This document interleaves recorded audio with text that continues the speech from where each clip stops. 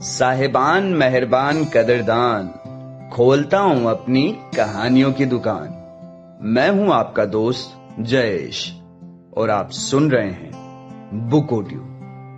कहानी का शीर्षक है 10वीं फेल और इसके लेखक हैं अजय राज सिंह। पिछले अध्याय में आपने सुना पिंकी जी से मुलाकात के बाद अब उनके मैसेज आना शुरू हो गए हैं और बबलू शुक्ला की रातों की नींद उड़ चुकी है। शायद बबलू भैया को पिंकी जी से प्यार होने लगा है। अब आगे अध्याय 6 साधारण ब्याज। पिंकी शर्मा घटनाक्रम के बाद अब अम्मा के मन में हमारे ब्याह की कोई उम्मीद नहीं बची थी। हो सकता है कि बची भी हो, पर हम न समझ पाए। हमारी अम्मा की सोच जिस लेवल पर होती है वहां से तो न्यूटन के सिद्धांत भी नजर नहीं आते। हम कौन होते हैं झांकने वाले। हाँ, पर इतना जरूर है कि अब खाने के साथ हमको ताने नहीं परोसे जाते थे। धंधा भी अच्छा चल रहा था, वजन कम होने के आसार दिख रहे थे और भारत चौथे दिन का खेल खत्म होने तक ऑस्ट्रेलिया के खिलाफ बढ़त बनाए हुए थी। कह सकते हैं कि जीवन काफी सुखद था। उस रोज हमारा मन काम में लगने ही वाला था कि फोन बजा। टिंग। अब फोन है, बना ही बजने के लिए। क्या कर सकते हैं, अक्सर इन आवाजों से हमारा ध्यान भंग नहीं होता है। अरे दीदी, नहीं चाहिए कॉलर ट्यून, और वो 1 करोड़ का इनाम भी ले जाओ, खुद ही रख लो या चाहे अनुराधा को दे आओ। नहीं चाहिए हमको। गिन के यही 2 मैसेज तो आते हैं हमारे पास। बेहतर यही होता है कि इन फिजूल की टिनिंग टिनिंग पर गौर ना फरमाया जाए। पर उस दिन हमने एक नजर मार ही लिया। Getting bored. एक अनजान नंबर से ये मैसेज आता है। तब की हालत ये थी कि अंग्रेजी हमारी जरा कमजोर थी। जरा मतलब बहुत। पहली खलबली मची कि ये है कौन, दूसरी ये कि कमबख्त लिखा क्या है। हमने अपने आसपास मुड़कर देखा। सामने टेबल की आड़ में कुछ हिसाब लगाता हुआ डब्लू बैठा था। दरवाजे के बाहर 4 मजदूर रेती छानने में लगे हुए थे। 5-6 मजदूर ट्रक में सीमेंट लाद रहे थे। दूसरे शब्दों में कहें तो जिस प्रजाति के लोगों से हम घिरे हुए थे उनको ना गेटिंग का जी समझ आता है और ना बोर्ड का बी। ये वो लोग हैं जिनको अंग्रेजी के नाम पर बस वो लाल हरे बोर्ड नजर आते हैं जिनके बाहर अक्सर लिखा होता है शराब सेहत के लिए हानिकारक है। अगर कोई इस बात से आहत हुआ है कि हम किसी के अनपढ़ होने का मजाक उड़ा रहे हैं तो 2 बातें शायद उसकी तकलीफ थोड़ी कम कर दे। पहली ये कि हम भी उसी प्रजाति के लोगों में से एक थे, कम से कम तब तो थे ही। और दूसरी ये कि हम मजाक नहीं उड़ा रहे हैं। हाँ, पर ऐसा भी नहीं था कि हम पूरे डब्बा थे। मास्टर साहब की छड़ी ने हमको ABCD जानने और अक्षरों को जोड़ तोड़कर बस पढ़ लेने वाला गुण तो दे ही दिया था, पर इतने से काम नहीं चलने वाला था।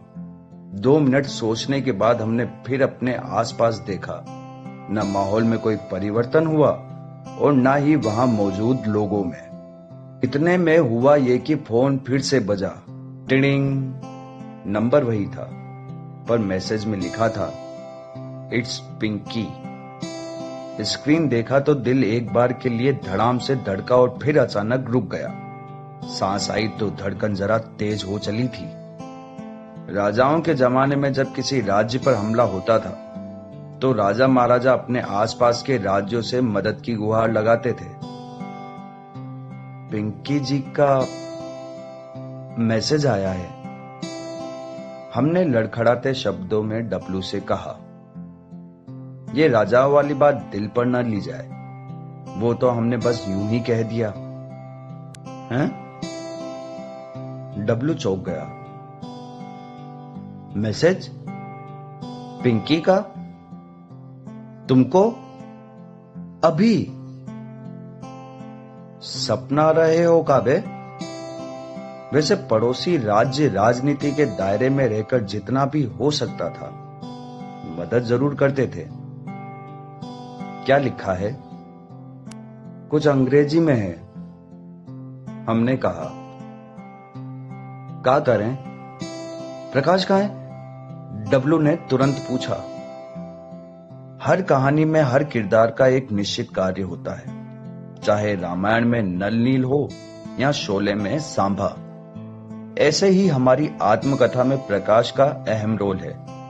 कह सकते हैं कि हमारे मंत्रिमंडल में प्रकाश ही ऐसा व्यक्ति था जो हमारे राज्य को उस दुविधा की घड़ी से निकाल सकता था।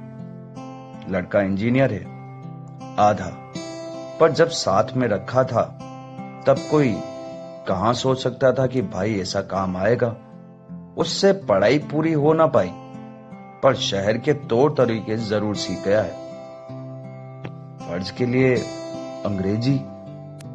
बस आ ही रहे हैं, रास्ते में हैं। फोन के उस पार से प्रकाश बोला। इतिहास गवाह है कि एक बार में तो भाई फोन उठाएगा ही नहीं, पता नहीं कहां डाले रखता है। पर ऊपर वाले की महिमा देखो, आज एक बार में ही उठा लिया।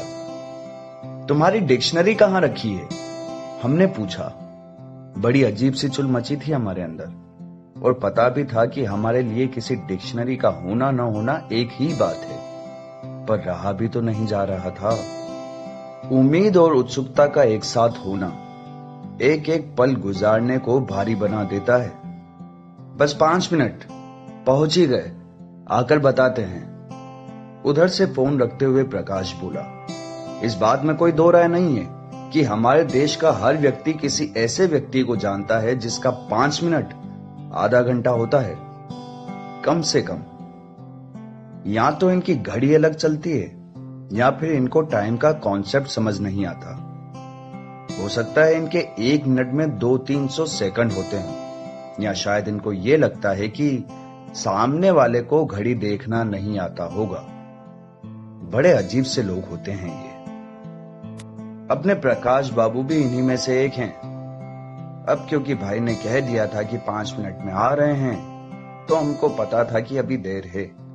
और इस देरी के दौरान जो व्याकुलता हमारे और डब्लू के अंदर थी, उसका चरम डब्लू ने दिखा दिया। ये देखो। फोन रखने के कुछ देर बाद डब्लू एक मुरझाई सी किताब लेकर हमारे सामने आ खड़ा हुआ। क्या है ये? इतने में तो वो किताब हमारे हाथ में थी। जग सफेद कवर और लाल रंग से लिखा हुआ था, 30 दिन में सीखे फराटेदार इंग्लिश। और ठीक उसके नीचे कमल पब्लिकेशन की खास पेशकश, मूल्य 10 रुपए। हमने गिन लिए हैं, कुल 56 पन्ने हैं इसमें। आधे 1 घंटे में तो अम्मा कसम झाड़ के अलग कर दोगे। अंग्रेजी फिल्म के हीरो एकदम। हाँ, क्या कहते हो? डब्लू की आंखों में चमक आ गई थी। हम सबके जीवन में वो एक क्षण आता है जब हम अपने अस्तित्व पर सवाल करने लगते हैं। ऐसा सवाल जिसका कोई भी जवाब नाकाफी होता है। हमको कुछ नहीं हुआ था, पर अगले 2 मिनट में प्रकाश वहां न पहुंचता तो कसम गंगा मैया की, डब्लू के जीवन में हम उसी समय वो पल ला देते। वैसे जितना सबने मान लिया है ना, हमारा डब्लू उतना भी भोला नहीं है। कभी मिलो उससे 2-1 बोतल उतरने के बाद, भाई अच्छे खासे चढ़े चढ़ाए लोगों को भी उतार दे। कहां से? ये मत पूछो, वो तो होश में थोड़ा कमजोर पड़ जाता है। बाकी कभी नशे में सुनना, बात धरती चपटी है से लेकर जीवन के अर्थ तक जाती है। फिर तो क्या सरकार और क्या सरोकार, सब पर चर्चा यूं की कहीं कोई बुद्धिजीवों की महफिल लगी हो। क्या लिखा है मैसेज में? प्रकाश अंदर आते ही बोला। पता होता तो तुमको काहे बुलाते? डब्लू तपात से बोला। अगर ये कोई आम दिन होता और कोई आम मसला होता तो प्रकाश जवाब जरूर देता, पर आज मसला जरा गंभीर था। प्रकाश डब्लू की बात अनसुनी कर हमारे पास आया। हम इस बात पर कोई टिप्पणी नहीं करेंगे कि उसको हमने फोन दे दिया या उसने हमारी जेब से खुद ही निकाल लिया। लिखा है गेटिंग बोर्ड, उसने पहली निगाह मारकर कहा। अबे इतना तो डब्लू भी समझ गया था। हम बोले, मतलब क्या है इसका? आखिरी बार हम इतने उतावले तब हुए थे जब शक्तिमान ने कीटाणु मैन को मारा था। हमारा दिल रखने के लिए प्रकाश ने दोबारा पढ़ना शुरू किया। इस बार उसने जी पर इतना जोर दिया, एक पल को तो लगा कि अपना आखिरी सुरमा भी ढेर। पर ऐसे कैसे? आधा इंजीनियर है भाई। कह रही है कि उनका मन नहीं लग रहा। प्रकाश बोला, अबे तो हमसे काहे कह रही है? एक व्याकुलता शांत हुई तो दूसरा असमंजस सामने आया। ये उन सवालों में से एक था जिसका उद्देश्य कोई जवाब पाना नहीं था। ये तो बस मन में खुद को खुद ही जवाब देकर कुछ समझा लेने के लिए रचा गया स्वांग था। समझा भी वो लेना जो दिल समझना चाहता है।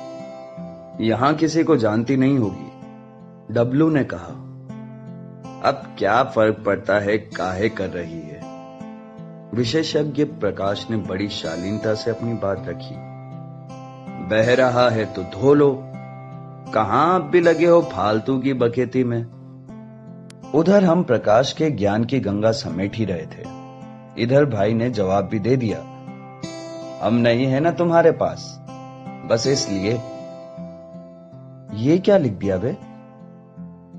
देखो भैया, विशेषज्ञ महोदय समझाने लगे, देश की 83% लड़कियों को लगता है वो सिमरन है, पर दिक्कत ये नहीं है। दिक्कत तो ये है कि ये बात सिर्फ 38% लड़कों को ही पता है।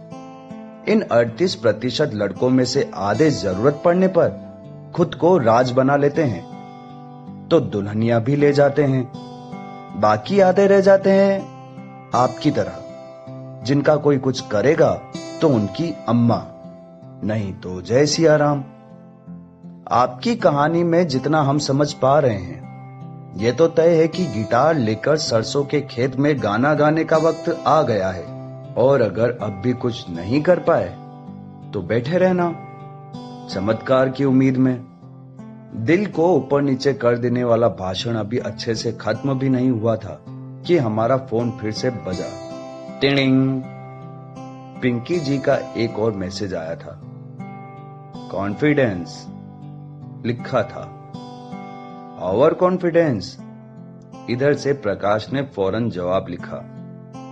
अगली टिनिंग पर खुशी से पागल होते हुए 2 छोटे छोटे चेहरे आए। कमबख्त हंस भी रहे थे और रो भी रहे थे। साथ में लिखा था, कुछ फेमस है यहां तुम्हारे अलावा? कुछ क्या, बहुत कुछ है, और हम यहां घर पर बैठे बोर हो रहे हैं। लड़कियां ये मैसेज वाले खेल की शुरुआत हमेशा अंग्रेजी से क्यों करती है, जब 4 सेकंड बाद हिंदी में आना ही होता है? कुछ सवाल हैं जो आज भी संसद में उठने चाहिए, पर नहीं, इनसे तो बस नोट बंद करा लो। अब बातचीत हिंदी में होने लगी थी। चूंकि मैटर अब हमारे लेवल पर आ गया था, इस स्थिति की सारी जवाबदारी हमने संभाल ली थी।